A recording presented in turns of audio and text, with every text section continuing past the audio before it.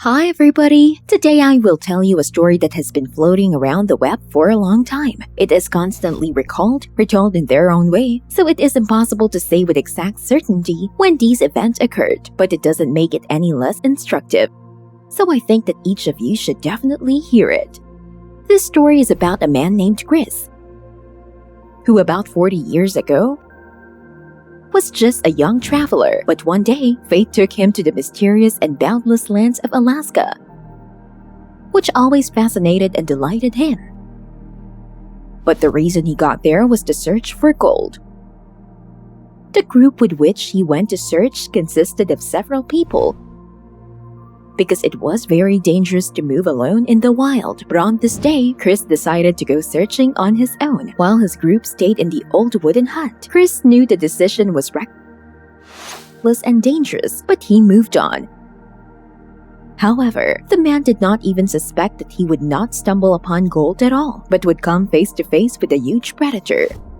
When he was more than 2 kilometers away from the camp, he decided to follow the riverbed so as not to get lost. His attention was attracted by a dog, from the meeting of which he was extremely surprised. After all, what could a dog do in the middle of nowhere? The animal behaved extremely unfriendly. The dog growled, darted around in a circle. The guy decided to go down to see what was going on. But when he got closer and took a closer look, he just froze in place when he realized that the gray dog is actually a wolf. As soon as the wolf noticed the man, it bared its fangs and growled menacingly. Chris knew it was pointless to run away, but something about the ferocious predator's behavior confused him. When he did take a closer look, he discovered that the wolf was in danger. It was trapped. Looking at her more closely, Chris realized that the wolf was a nursing mother. He knew that the wolf needed his help, but he had no intention of getting any closer to her, and the predator itself did not want to let a human near it. The boy's mouth was dry with fear. This was not surprising. Just put yourself in his place. Imagine what it's like to be in the middle of nowhere, next to a predator. But Chris had no intention of running away and leaving the poor thing to die. He decided that the wolf could not have gone far from her offspring, which meant that somewhere nearby was her lair with puppies. So he decided to find it and bring the cubs to their mother.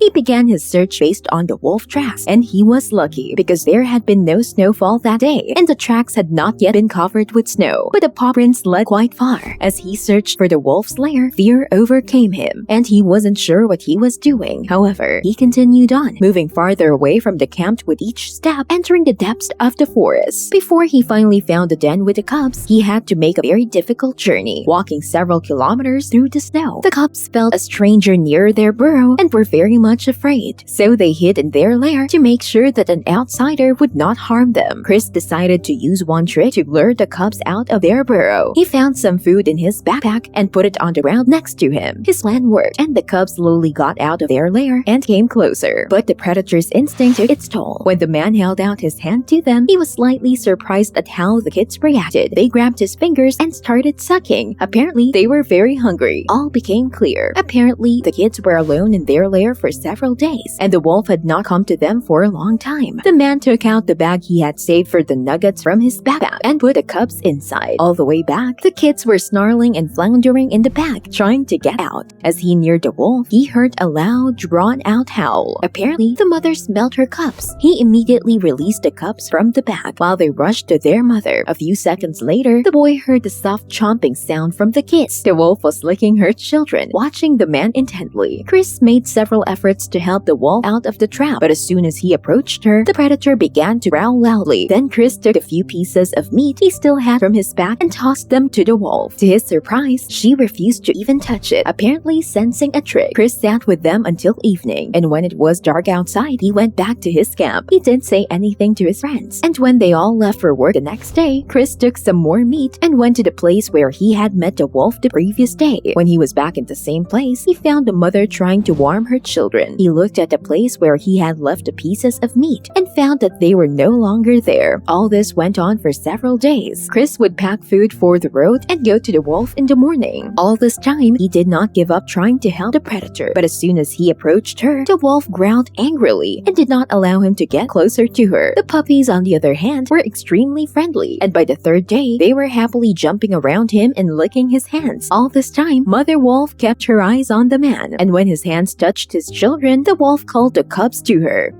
For a whole week, the boys still came to them, played with the cubs, fed the mother wolf, and did not give up trying to save her. He couldn't leave them there to die. As Chris started to cut off the meat with his knife, he saw the wolf's tail barely wag. He realized that this was the perfect chance to free the captive.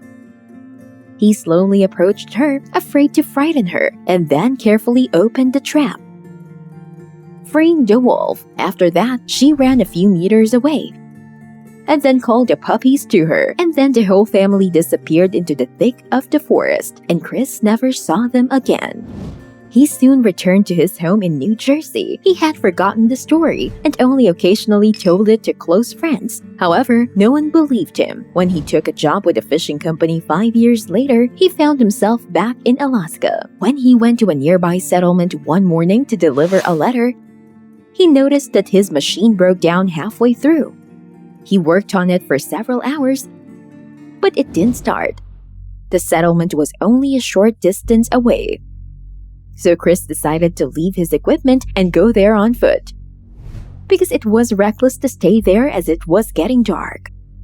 Halfway down the road, he saw a dark shape in the distance, and he was really scared. Everyone knows that being left alone in the middle of the forest at night is suicide. Chris panicked, aware that he was under the gaze of a pack of predators that were slowly surrounding him.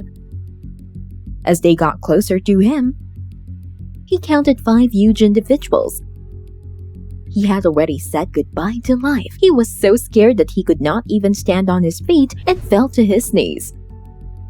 When the man realized that he had only a short time to live, he heard a loud howl. Looking ahead, he saw a wolf slowly approaching from behind the trees. But it didn't even think to attack. He looked at it and recognized the wolf he had rescued from a trap about 5 years ago. She was older, and her fur was lightly peeling. But Chris was sure it was her. They stared at each other, and then the wolf wagged her tail sharply, turned and ran off into the woods. The rest of the pack followed her. It was the last time he had seen her. But after she left, the traveler was able to safely reach the settlement in one piece. The life of a wild animal once saved may respond in the future in the same way. Did you like this story? Write your opinion in the comments. Put a like, click on the bell, subscribe to the channel, and do not forget to share this video with your friends. And that's it for today. Thank you for your views. Bye everyone!